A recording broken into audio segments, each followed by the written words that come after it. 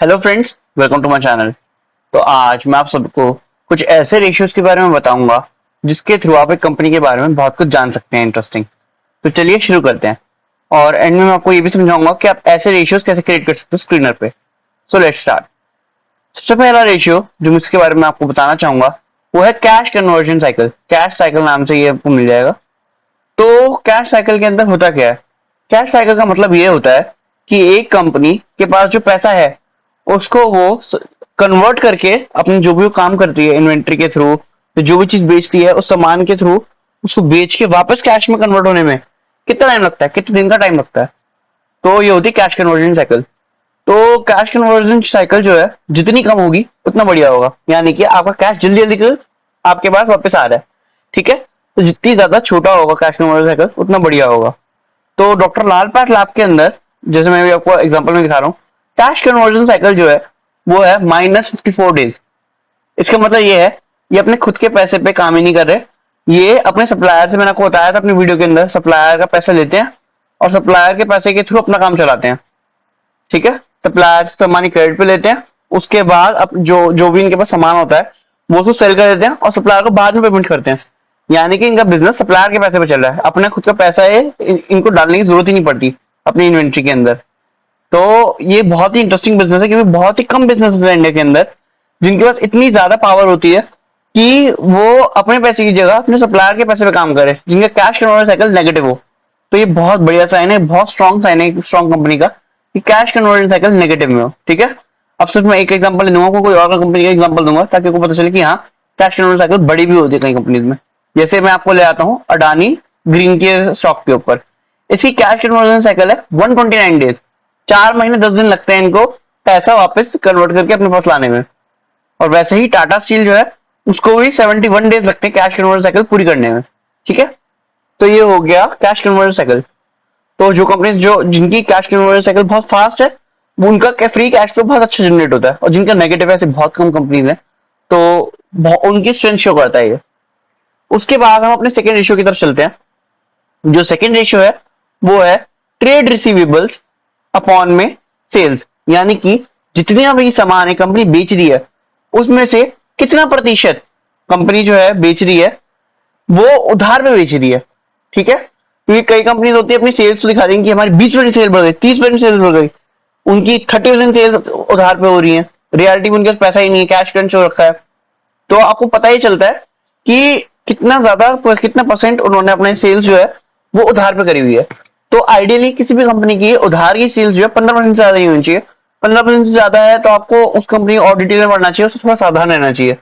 तो जो आपकी डॉक्टर लाल पैथ है उसकी उधारी की सेल्स है 4.3%। ठीक है, जो बहुत मिनिमम है कि हाँ इतना चलता है उधार की सेल्स में। अब मैं आपको अडानी की तरफ ले चलता हूँ। इनकी उधारी की सेल्स है 31.2%। एक तिहाई सेल्स ये उधारी पे कर रहे हैं, इनके पास कैश मुझे नहीं लगता होता होगा, हाँ नहीं होता, फ्री कैश फ्लो भी इनका अगर आप देखेंगे तो बहुत ज्यादा नेगेटिव में है। तो ये चीज भी आपको गौर करना चाहिए कि कंपनी जितने भी सामान बेच रही है उसमें कितना उधार पे बेच रही है और कितना वो रियलिटी में कैश पे बेच पा रही है। तो ये हमारा एक बहुत सेकंड इंपॉर्टेंट रेशियो हो गया। अब हम चलते हैं तीसरे रेशियो की तरफ जो बहुत ज्यादा इंपॉर्टेंट है किसी कंपनी में देखना, वो है contingent liability upon market cap. अब मैं आपको समझाता हूँ ये रेशियो होता क्या है। तो कंटेंजेंट लायबिलिटी का मतलब ये होता है कि एक कंपनी को, अगर मान लो एक कंपनी है जिसके ऊपर कई सारे लॉ केसेस चल रहे हैं जिसके अंदर वो काफी सारे पैसे वापस लौटाने पड़ सकते हैं कंज्यूमर को, या फिर एक कंपनी ने बहुत सारी वारंटीज बांट रखी हैं, वारंटीज दे रखी है, और कभी भी अगर कस्टमर चाहे तो अपनी वारंटी क्लेम करने आ सकता है। तो कितना पैसा एक कंपनी की मार्केट कैपिटलाइजेशन यानी कि पूरी कंपनी की नेट वैल्यू का जा सकता है एक बारी के अंदर। तो ये रेशियो जितना कम हो उतना बढ़िया। किसी भी कंपनी में मैं तो कहूंगा 1% से ज्यादा ना हो contingent liability as a percentage of market cap. तो आपकी एकदम ऐसा नहीं हो कि आपकी कैपिटल उड़ जाएगी मार्केट के अंदर। कई कंपनीज ऐसी होती है जिनकी कंटेंजेंट लायबिलिटी जो है उनकी मार्केट कैप से ज्यादा है, ऐसी कंपनीज भी होती हैं। तो ऐसी कंपनी से प्लीज बच के रहिएगा, क्योंकि बस न्यूज आने की देर है, कंपनी खत्म, आपके पैसे डूब गए, खत्म, आपकी कैपिटल फिनिश इन कंपनीज में।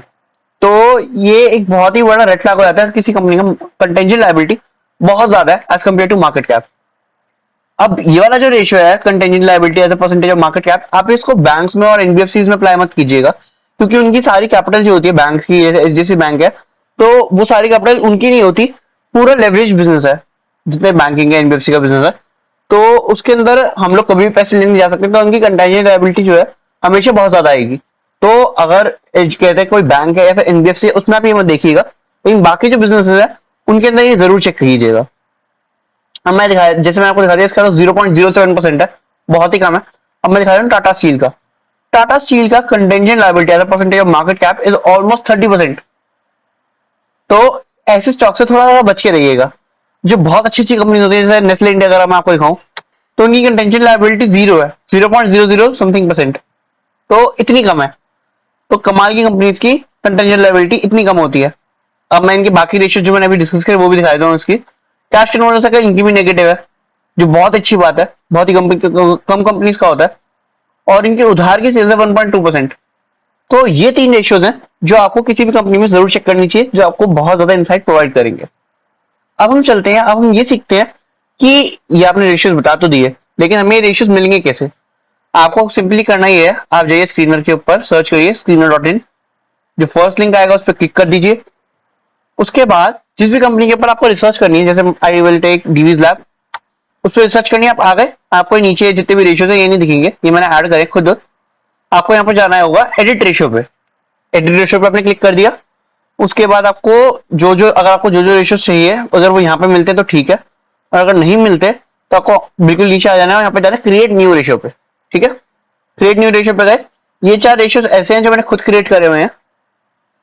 Contingent liability as a percentage of market cap, profit to cash conversion, quick ratio, trade receivable as a percentage of sales, ये मैंने खुद क्रिएट करे हैं। हम दिखाते हैं कैसे क्रिएट करते हैं। आपको जाना है प्लस पे, यहाँ पे प्लस है क्रिएट न्यू रेशियो, यहाँ पे आपको क्लिक कर देना है।